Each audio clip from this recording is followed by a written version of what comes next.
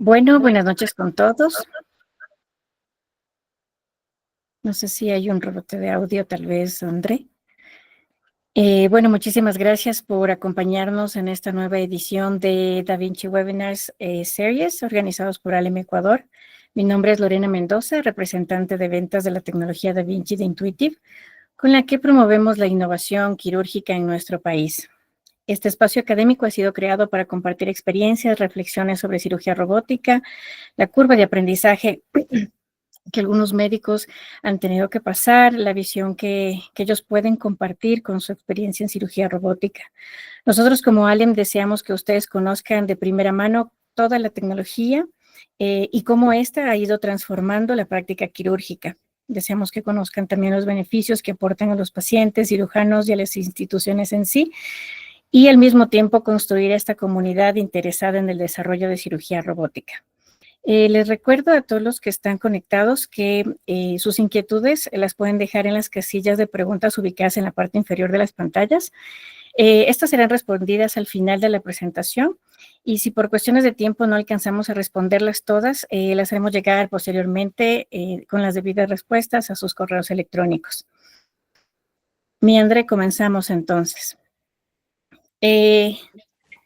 Tengo el honor de presentar a nuestro invitado especial, el doctor Fabricio Morales, cirujano general.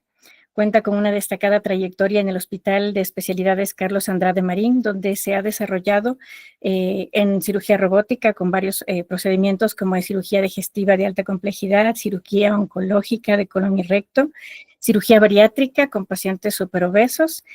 Ha sido el cirujano principal en más de 300 procedimientos y cocirujano en más de 200 procedimientos, consolidándole así como un referente a nivel nacional de esta disciplina. En este espacio queremos que ustedes igual tengan todo el apoyo que él les pueda dar. Y sin más preámbulo, le doy la más cordial bienvenida, doctor Morales. Es un verdadero gusto tenerlo aquí adelante. Bueno, muy buenas noches. No sé si me escuchan. Sí, lo escuchamos. ¿Me pueden confirmar si se ve pantalla, por favor?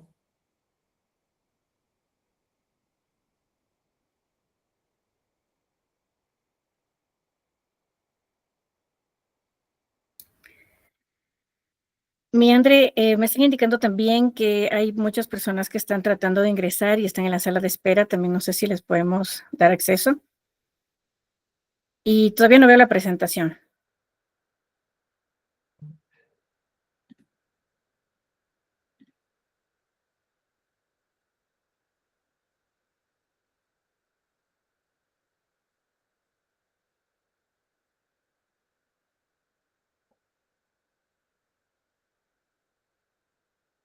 Ahora tal vez. Sí, sí veo su pantalla. ¿Y la presentación, Lorena? La presentación no veo la pantalla del link, del Meet. Bueno, un minuto.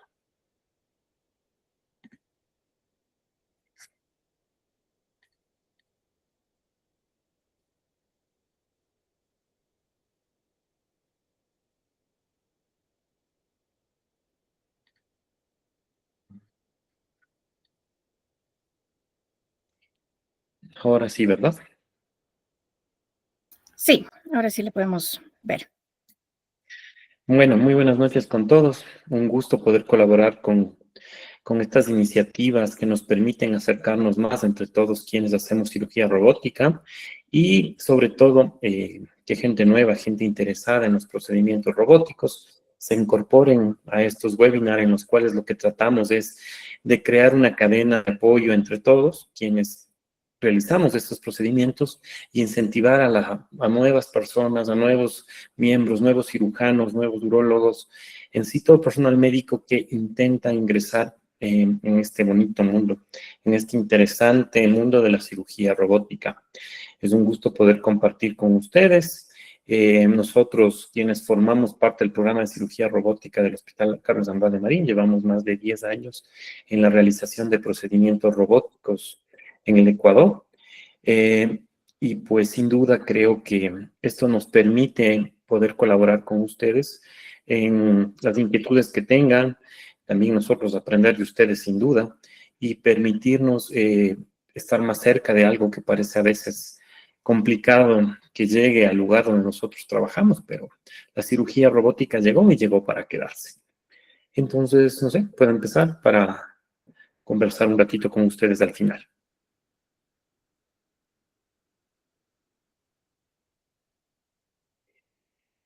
Ok. Bueno, solamente una vez más, no sé si me pueden confirmar que me escuchan. Sí le escuchamos y vemos la pantalla. Listo. ¿Cuál es el objetivo? Bueno, he buscado muchas definiciones y todos, pero me gustó el objetivo que encontré en esta revisión del UpToDate. El objetivo de la cirugía laparoscópica asistida por robot es ayudar a los cirujanos a mejorar la atención del paciente mediante cirugías que de algún modo hubiesen sido convertidas a laparotomía, o sea, a cirugía abierta, cuando se realizan procedimientos de mínima invasión.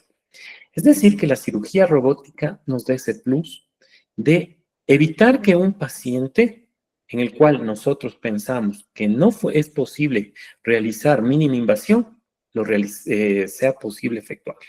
¿Esto en qué beneficia? Pues ya vamos a ir viendo, pero en general en la recuperación del paciente, al tener las mismas ventajas de la cirugía laparoscópica, sumadas a otros que también vamos a revisar. ¿Es la cirugía robótica una moda? Les había dicho en la introducción, la cirugía robótica vino para quedarse. Fíjense ustedes todos los journals que han aparecido de cirugía robótica en el mundo y cómo los artículos desde el año 1986 hasta el 2025 han ido creciendo en número desde 1 hasta 3.980 artículos publicados, ¿sí?, en relación a cirugía robótica. Se ha creado un journal solo de cirugía robótica. Fíjense ustedes la revista Forbes, que no tiene nada que ver directamente con estudios médicos, habla que la cirugía robótica tiene un crecimiento anual más o menos del 16.84%, de tal manera, ¿sí?, que existen 5.16 billones, ¿sí?, de dinero invertido en el mundo de la cirugía robótica en el año 2021. Y se espera que llegue en el año 2030, de aquí a 5 años, a 20.98 billones de dólares de inversión, viéndose que el crecimiento de muchas especialidades, ¿sí?, esto solo en relación a los procedimientos realizados, cómo va creciendo y se proyecta en porcentajes a crecer hasta el año 2030. Fíjense ustedes, hasta el año 2022, el crecimiento de todas las especialidades, incluido ya ortopedia, ¿sí?, otras como cirugía pulmonar, cirugía pediátrica, en el mundo, solamente basados en el mercado de robots, es decir, tanto la venta de robots como la realización de procedimientos quirúrgicos. Entonces, esto se ve reflejado en que existen más de 6.730 dispositivos Da Vinci en el mundo, ¿sí? Estos se encuentran sobre todo en los Estados Unidos, estos se encuentran en 52 estados, en 69 ciudades de los Estados Unidos, y fíjense su distribución en todo el mundo, ¿sí? Con una presencia importante en lo que es Asia, Europa y Asia, ¿sí? Australia, en Latinoamérica, un incremento también en el área de Brasil. Es una moda la cirugía robótica, ¿no? Aparte de Intuitive, que es el creador de Da Vinci, existen un montón de empresas, ¿sí? Que todas las que ven ahí, que se han dedicado a desarrollar robots relacionados con la cirugía. Es decir, que la cirugía robótica vino para quedarse. Muchas de las cirugías que yo hago están relacionadas con cirugía de colon y recto. Y solamente les quería mostrar cómo ha ido cambiando nuestro aprendizaje o cómo ha ido evolucionando la cirugía mínimamente invasiva desde el año, en el caso de la cirugía laparoscópica, de lo que les cuento yo que hago más cirugía de colon y recto, en el año 92 se hizo el primer procedimiento laparoscópico, ¿sí? Y fíjense, para llegar al año 2001, ¿sí? Tuvieron que pasar más de 10 años para que se haga la primera cirugía robótica por una patología benigna. Imagínense ustedes, pasaron 10 años para que sea la cirugía laparoscópica, ¿sí? Pase la cirugía robótica, y a esta cirugía le ha tomado tiempo consolidarse. Le ha tomado más de 20 años consolidarse en el mundo, ¿sí? Sobre todo porque tiene ciertos condicionantes en el mundo, entre ellos el costo, que hace que el acceso no esté democratizado, por decirlo así, entre todos, en todo el sistema, en todos los sistemas de salud. Pero este crecimiento de la cirugía mínimamente invasiva, sobre todo en lo que se trata de cirugía oncológica, muestra tanto así, en el año 2019, el 52% de la cirugía se hacía abierta, en el caso de los tumores del colon que les diga, el 46% se hacía laparoscópica y el 1.5% se hacía robótica. Y fíjense ustedes que este crecimiento que tiene, ¿sí? Para el año 2015, ya el 8% de los procedimientos de las colectomías se hacían de manera robótica. En nuestro país, el crecimiento de la cirugía robótica, como pueden ver ustedes, ¿sí? En los últimos años, aquí, si pueden fijarse, las diferentes especialidades en el año 2024 se hicieron 2.081 procedimientos y cirugía general y coloproctología son las que tienen el mayor número de procedimientos, pero sin embargo, urología también ha mostrado un crecimiento en el número de procedimientos, pero también en la complejidad de los mismos. ¿Perdón? Fíjense ustedes, ¿sí? Que existen muchos estudios y metaanálisis que han demostrado las ventajas que tiene la cirugía robótica, ¿sí? De tal manera que se han hecho más de 1.380.000 procedimientos, ¿sí? Robóticos en el mundo. Los resultados a favor de la robótica, en muchos estudios, se han tenido que realizar muchos estudios en los cuales comparamos cirugía abierta, laparoscópica y robótica, pero siempre ha sido un poco difícil el demostrar una ventaja real, hay que decirlo, sobre la laparoscopía. Pero en lo que nos ha demostrado es, por ejemplo, en las conversiones. 55% menos probable que un paciente de cirugía robótica, ¿sí?, se convierta a abierta, a diferencia de la laparoscopía. Entonces, ¿esto qué hace? ¿Esto qué significa? Un paciente de cirugía laparoscópica que se convierte a abierta siempre tendrá mayor riesgo de complicaciones, hospitalizaciones prolongadas, ¿sí? Y esto significa un costo adicional para el sistema de salud. Otros elementos en los cuales se ve la ventaja de la cirugía laparoscópica son las transfusiones, disminución de complicaciones, las estancias hospitalarias, la mortalidad y los reingresos, ¿sí? Esto comparado tanto con la cirugía laparoscópica, ¿sí?, y la cirugía abierta. Entonces, si bien esto no está enfocado en lo que, en el motivo de la presentación, pero me parece muy interesante que vayamos viendo que en el transcurso del tiempo, la cirugía robótica ha ido mostrando paso a paso cuáles son las ventajas que presenta sobre la cirugía laparoscópica y también sobre los procedimientos abiertos. A la cirugía laparoscópica le tomó tiempo, por ejemplo, en procedimientos oncológicos, demostrar su ventaja sobre la abierta, ¿sí? Ahora, muchas de las guías nos dicen como abordaje inicial en múltiples patologías, en el caso del aparato gastrointestinal, como les decía, lo que más hago es cirugía de colon. Recién el estudio realizado por LACI en Barcelona mostró ventaja de la cirugía laparoscópica sobre la abierta en un estadio de cáncer específico. ¿Sí? Tuvieron que pasar muchos años para que esto suceda. Y esto hace que la cirugía robótica vaya evolucionando y poco a poco nos vaya mostrando ciertos resultados.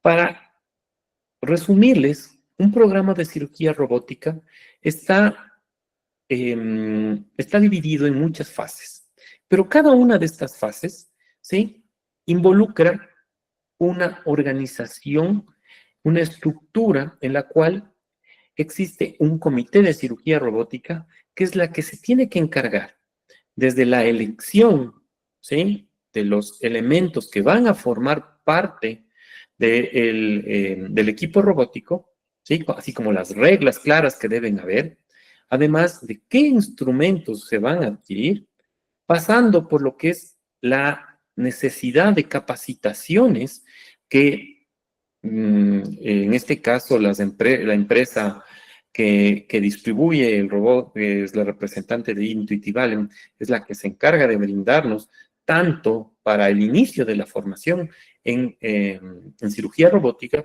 como para el mantenimiento de lo que se conoce como las curvas, de alcanzar las curvas de aprendizaje y llegar al momento de perfeccionamiento de la técnica y la realización de nuevos procedimientos quirúrgicos. Esto involucra no solamente el entrenamiento inicial para realizar las cirugías, sino el acompañamiento de proctors, ¿sí?, la realización o el mantenimiento de un programa de simulación continua que te permita mantener las habilidades y destrezas quirúrgicas, ¿sí?, mientras no estás operando. La educación entre pares, que ahora con la telecirugía inclusive se puede realizar consultas online, los procesos de educación continua y la integración tanto de la empresa Intuit y su representante, y la parte académica que nos genera un mayor respaldo para que nuestras capacitaciones y la aplicación de los conocimientos en tanto en los pacientes como la realización de eventos que nos permitan la capacitación adicional de quienes están interesados.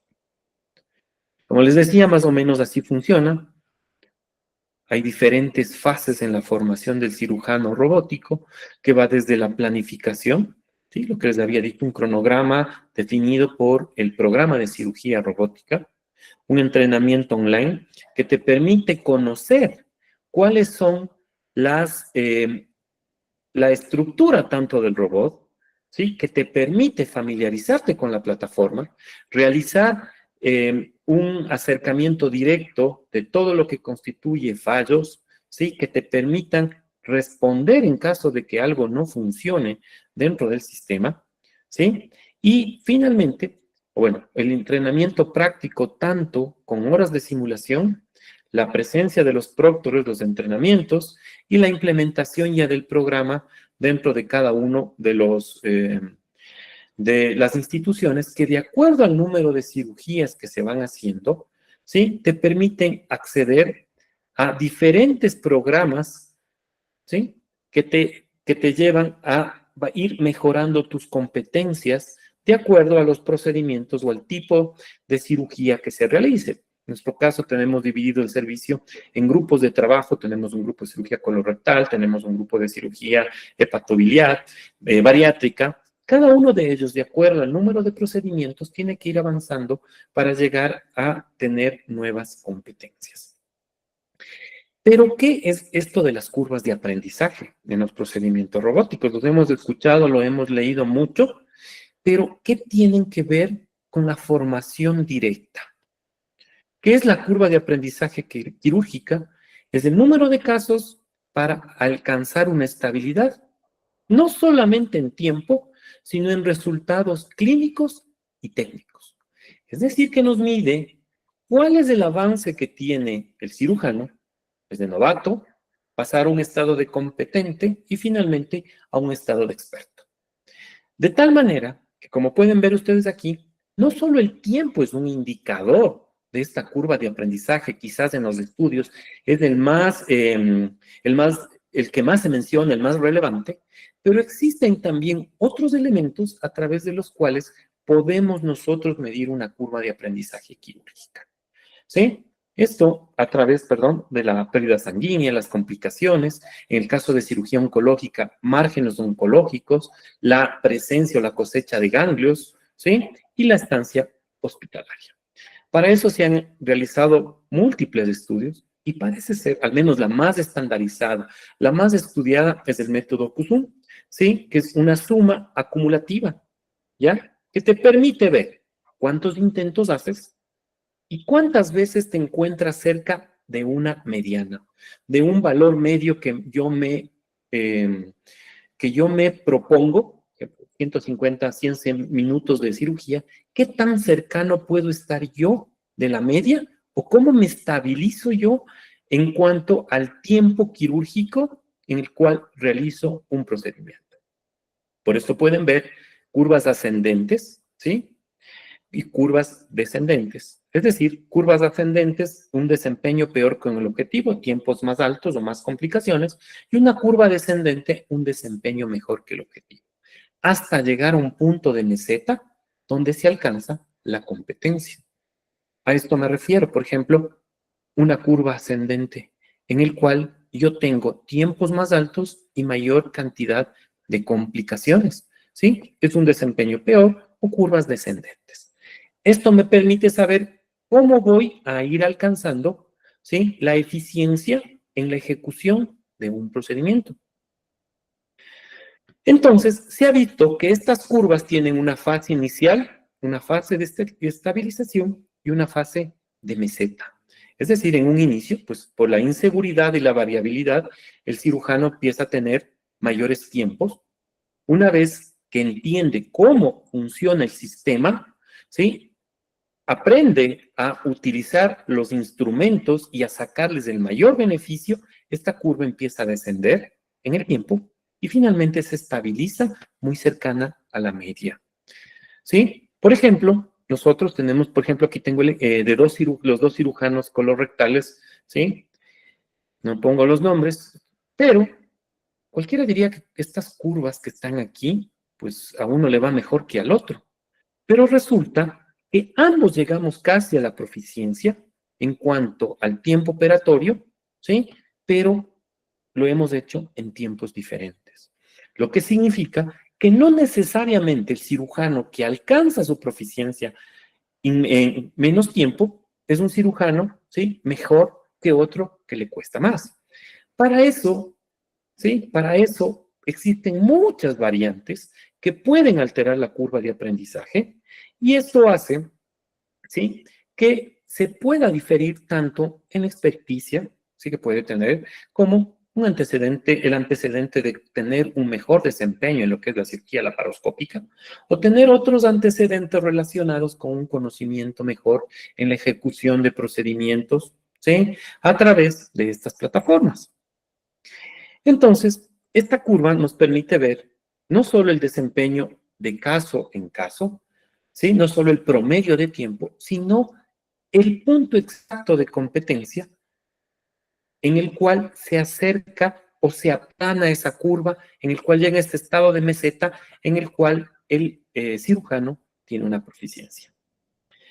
Bueno, hay curvas rápidas, intermedias, prolongadas, ¿sí? Que les mostraré luego, pero en general hablamos de una fase de novato, una fase de estabilización y una fase de dominio. Entonces, ¿cómo inicia esta curva? Esta curva inicia a través de entrenamientos, simulación y laboratorios. ¿Sí? Selección de casos sencillos. Mucho de la curva en un inicio puede tener tiempos menores. ¿Sí? El cirujano se siente conforme. ¿Por qué? Porque selecciona los casos más sencillos. Cuando empiezo a operar, por ejemplo, un tumor, no voy a escoger el tumor del recto, sino buscaré en mi caso una colectomía derecha, ¿sí? De un tumor pequeño que mida unos 2 o 3 centímetros, de tal manera que al seleccionar un caso, entre comillas, sencillo, porque igual necesito realizar todos los elementos, en el caso de una neoplasia, desde la ligadura de los pedículos, la cosecha ganglionar, los márgenes libres, lo digo entre comillas sencillo, pero que me permite una ejecución libre. No voy a buscarme al paciente obeso, el paciente que tiene múltiples cirugías. También se ha visto que la experiencia en la laparoscopía es de utilidad, pero no es fundamental. ¿Qué me refiero? El cirujano que tiene experiencia con la laparoscopía puede ejecutar su curva de aprendizaje, es decir, estabilizar, llegar a un medio de meseta mejor que alguien que no tiene experiencia. La otra está relacionada con la proctoría y las mentorías en las primeras cirugías, de tal manera que no te sientas solo si vas a empezar a operar. ¿Por qué? Porque tienes a alguien que es capaz de decirte, no continúes por aquí, te sugiero que los realices de esta manera, de tal forma que primero, se asegura de una ejecución correcta del procedimiento, ¿sí? Y la seguridad del paciente. No se pone en riesgo la seguridad del paciente ni los resultados oncológicos en el caso de las neoplasias. Y finalmente, un equipo quirúrgico estable.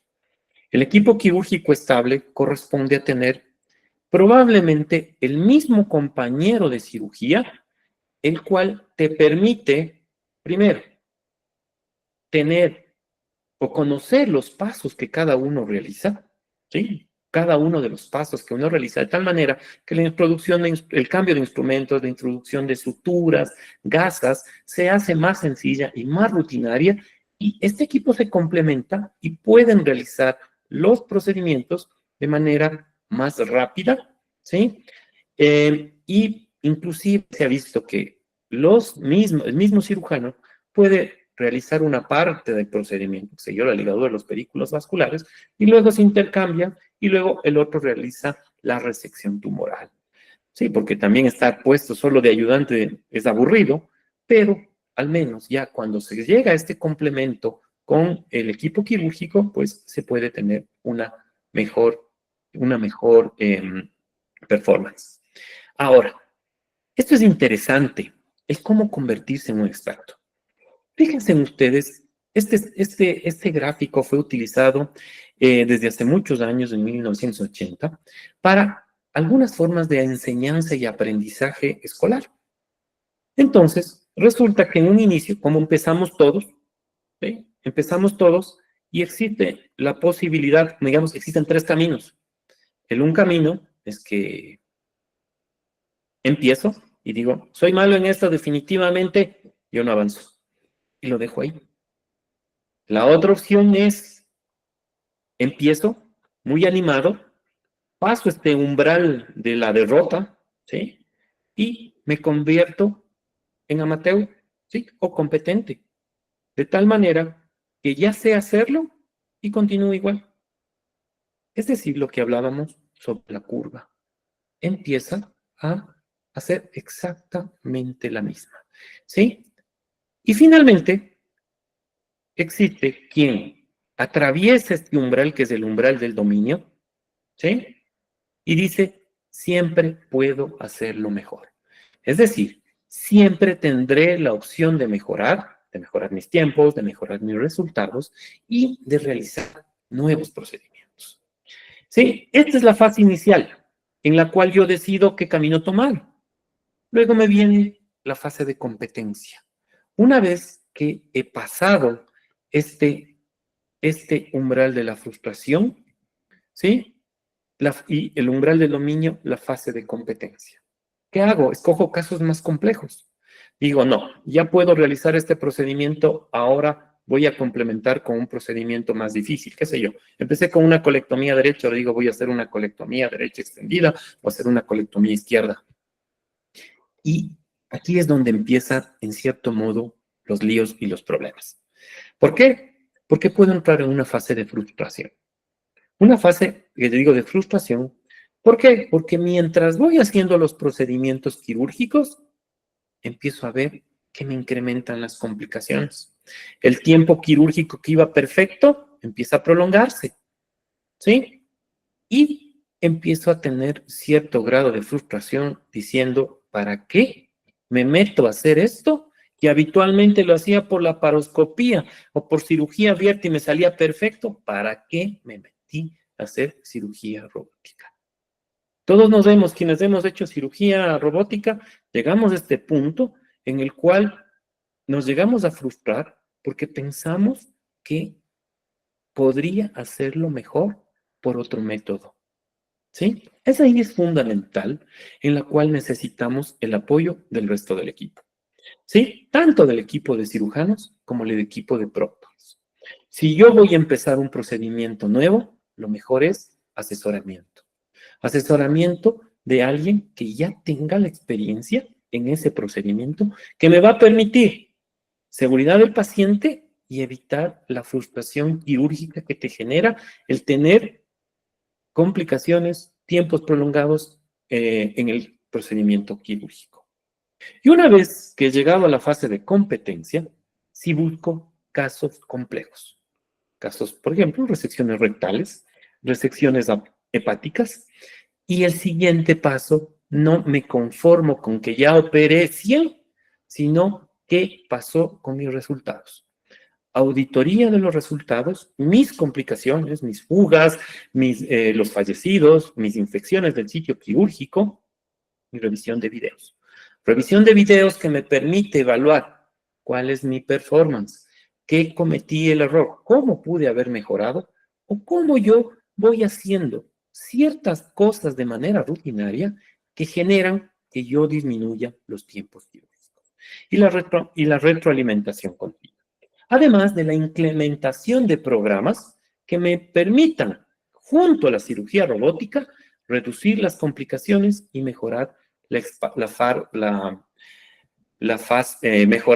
tiempo de hospitalización. Y finalmente, llegar a la optimización de movimientos y tiempos operatorios con nuevas indicaciones cuando soy un experto, ¿sí? Y formación de nuevos cirujanos, que me permita democratizar la consola, ¿sí? Innovación y participación en estudios multicéntricos. Creo que nos falta aún a nosotros llegar a esta fase de expertos. Entonces, les había dicho que influyen en la curva de aprendizaje, la experiencia en la paroscopía, ¿sí? Sí, influye, no es determinante, pero sí influye. La complejidad anatómica del caso, saber escoger los primeros casos, el número de cirugías anuales, cuál es el flujo de pacientes que tengo. No es lo mismo esperar un paciente una vez a la semana, una vez al mes, ¿sí? Que cada 3 meses. En cambio, alguien que opera un caso semanal tendrá mejores resultados que alguien que opera un caso cada 3 meses. Apoyo institucional y organización del equipo. De tal manera que si yo voy a hacer cirugía robótica con la experticia del equipo con el cual trabajo, yo tengo seguridad. Es decir, equipo de anestesiólogo, equipo de enfermería, equipo de auxiliares circulantes y el apoyo institucional de la parte administrativa que te permita tener cantidad adecuada de insumos, un flujo adecuado de pacientes y que te permita adicionalmente una retroalimentación a través de tus complicaciones y también el cumplimiento de protocolos que se deben elaborar en cada uno de los procedimientos. Estos son los rangos estimados de casos por órganos y les he puesto algunos ejemplos. Curva de aprendizaje para pancreatectomía distal robótica. 1 a 10 casos es un novato, está en entrenamiento. 11 a 36 casos competente. 37 a 40 casos experimentado. ¿Sí? Se ha visto que existen diferentes estudios, estoy mostrando este estudio, caídas del tiempo en el quinto caso, en el décimo, así, hasta llegar a una disminución del sangrado, fíjense, tras el caso 37 o 40. Para pancreatectomía les dije, para Whipple, imagínense, para ser un experto, se debe hacer más de 60 casos por año, ¿sí? Perdón, llegar a 60 casos, para lo cual se necesita estar en un centro de alto flujo. Para gastrectomía robótica, más de 60 casos, ¿sí? Para tener o llegar a cumplir ya que esta curva se vaya aplanando, ¿sí? Fíjense ustedes, ya se empieza a aplanar y a ser un experto a partir del caso 26, en el que se empieza a aplanar. Para colectomía robótica, hasta 20 casos se considera novato, 40 casos competente, más de 40 casos experimentado. ¿Sí? Se sugiere empezar por colectomías derechas, ¿sí? En los estudios no te dicen exactamente con cuál los han hecho, pero sí existe ciertas variaciones en el sentido de hacer o realizar anastomosis intracorpóreas o extracorpóreas, ¿sí? Entonces, en ese sentido, se considera que este es el número de procedimientos. Para la resección rectal, el número de casos es cada vez mayor por la dificultad de la resección mesorrectal, ¿sí? En hepatectomía robótica, más de 30 casos es como...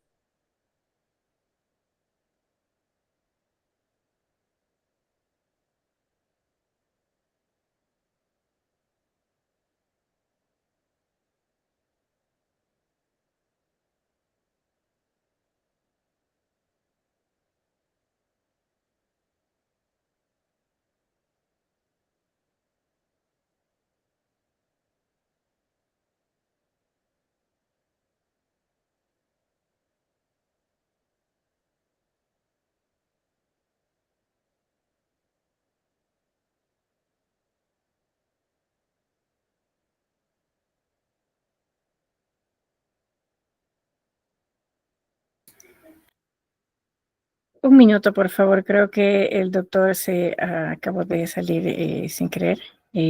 Vamos a revisar aquello para retomarlo.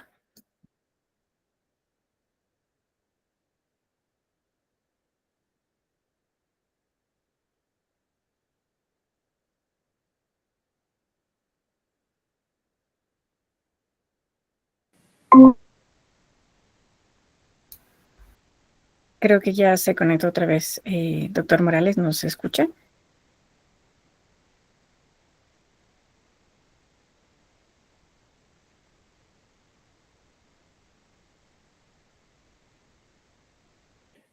Ahí les escucho. Tuve una pequeña falla técnica, nada más. A ver, vamos de nuevo. Solamente ya para ir terminando. No hay problema.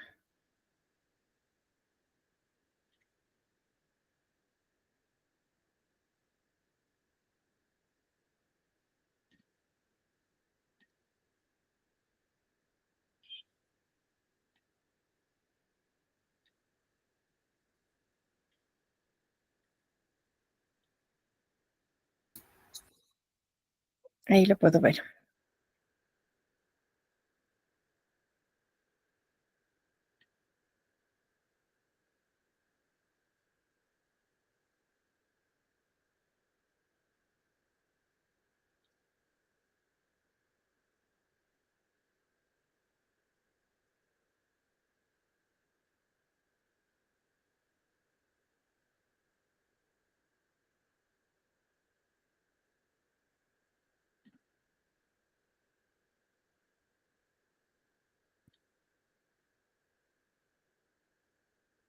Creo que ahí está.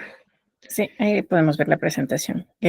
Faltaría que esté en modo presentación. Ya, ahí estamos. Entonces, les decía y les dejaba las diferentes rangos de casos para dominar cada una de las patologías. Entonces, todo depende de cómo se mida las curvas de aprendizaje, ¿sí? Y los estudios que están aquí son los que les había mostrado que buscan la metodología o que tienen la metodología más estandarizada para considerar los casos, que se pueden, ese número de casos para llegar a las para llegar a tener la experticia. Bueno, solamente para ir terminando, les quería mostrar un poco de nuestra experiencia en cirugía colorectal, ¿sí? Con 157 casos operados en los últimos 7 años, ¿sí? De cirugía colorectal, nuestros tiempos quirúrgicos, el número de ganglios que hemos extirpado en los pacientes, el tiempo quirúrgico que hemos tenido, el tiempo quirúrgico que hemos tenido y que hace que... y también lo que les hablaba de lo que es la auditoría. La auditoría, la auditoría de nuestros casos. La auditoría de nuestros casos son fundamentales para conocer en qué camino estamos siguiendo. ¿Sí? Las cirugías realizadas, en el caso de cirugía colorectal, pueden ver, nuestros primeros casos fueron la mayoría de colon derecho. ¿Sí? La mayoría fueron de colon derecho. ¿Y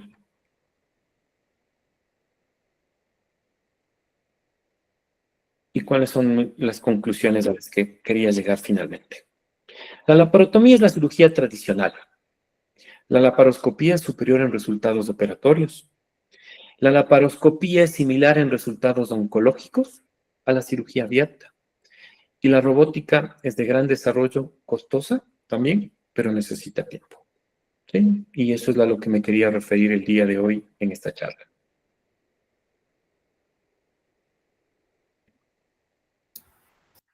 Muchísimas gracias, doctor Morales, por su intervención. Me parece realmente enriquecedor todo lo que nos comentó acerca de la curva de aprendizaje. Creo que esto es fundamental para todas las personas que quieren iniciar en el programa. Bueno, a continuación abriremos el espacio de preguntas a todos los médicos que estén conectados. Les recuerdo que en el box de la parte de abajo pueden poner sus inquietudes. Déjeme verle, aquí tenemos una pregunta. En su experiencia, ¿qué estrategia reduce reduce de forma más significativa la curva de aprendizaje en cirugía robótica? ¿Qué estrategia reduce la forma más significativa? Bueno, sin duda creo que la principal estrategia, bueno, creo que son tres. La primera es simulación. Sí, el familiarizarse con el instrumento con el cual estamos trabajando, con los tipos de energía, cuáles son los mejores elementos con los cuales vamos a trabajar. El instrumento, que sé yo, no es lo mismo utilizar una pinza Carrier que una pinza bipolar para detener el tejido. A partir de eso te permite saber escoger, es una planificación. Yo voy a operar, utilizo estas pinzas. La segunda, en mi experiencia, creo que es tener un equipo de trabajo fijo.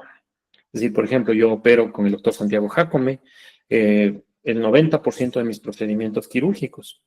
Y al tener una persona con la cual trabajo todo el tiempo, ¿sí? Se acortan los tiempos porque él sabe cómo realiza la movilización del colon, cuándo introducir la sutura, cómo colocarlo el colon para la resección, para la levedura de pedículos. ¿Sí? Esa es la segunda estrategia.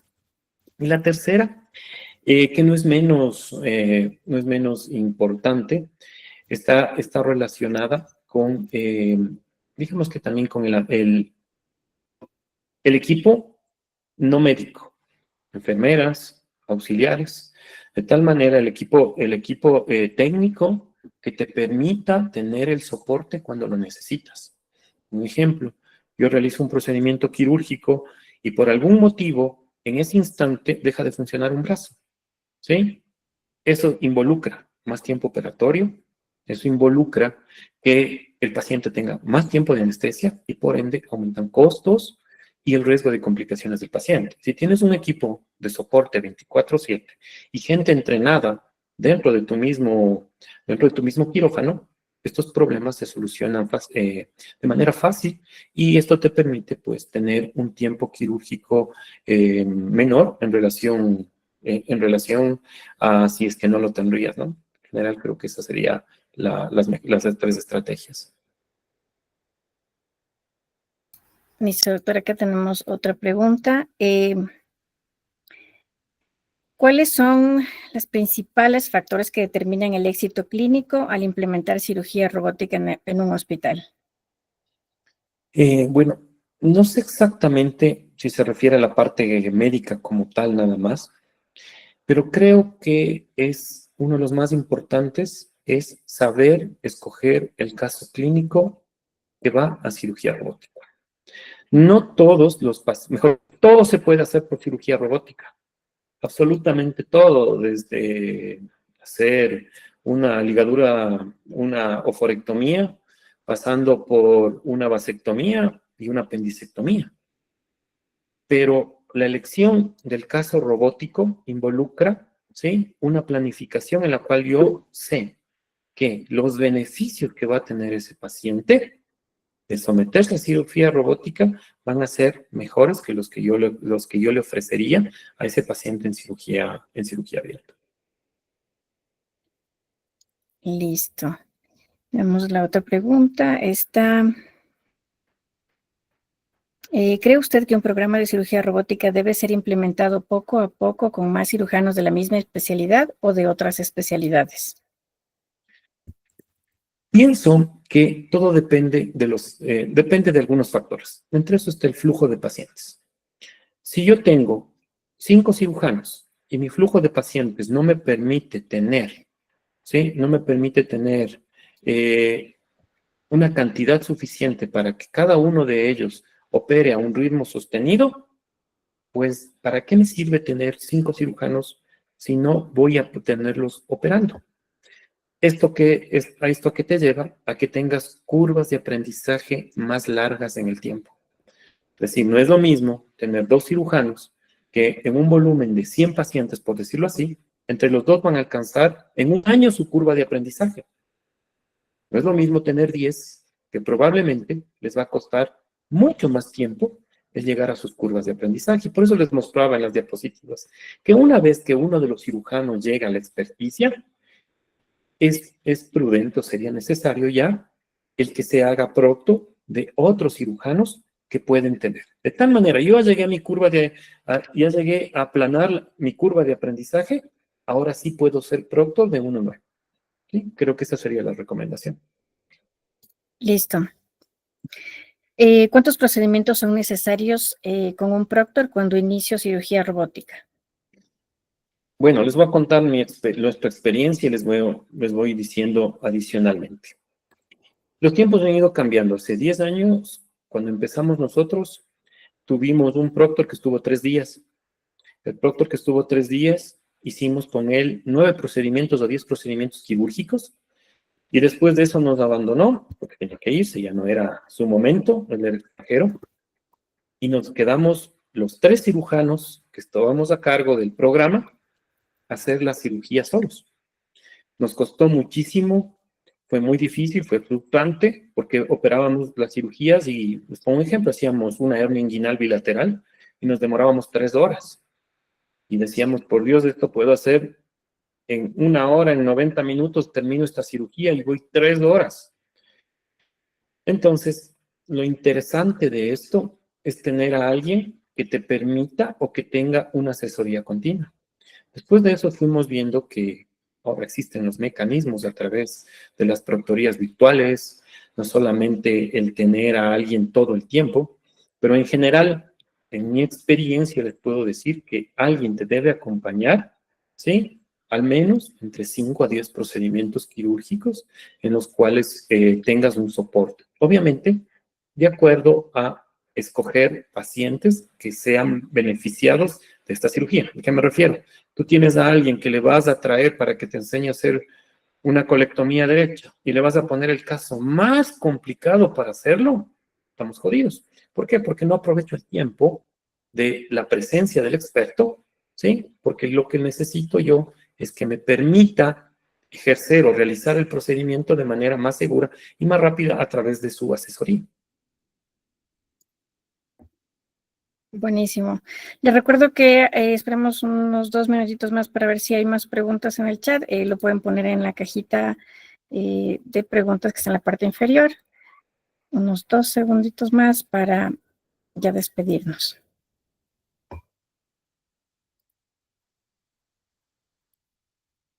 Vi que algunos alzaban la manito, pero en realidad es en la parte de abajo colocamos nuestras preguntas.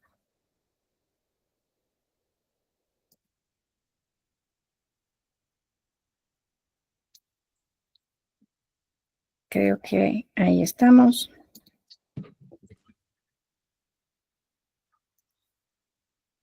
Listo, doctor Morales, muchísimas gracias por compartir su tiempo, su experiencia y la visión en cirugía robótica, que nos ha explicado un montón de cosas súper bien. Aquí hay otra pregunta. ¿Quién me pregunta?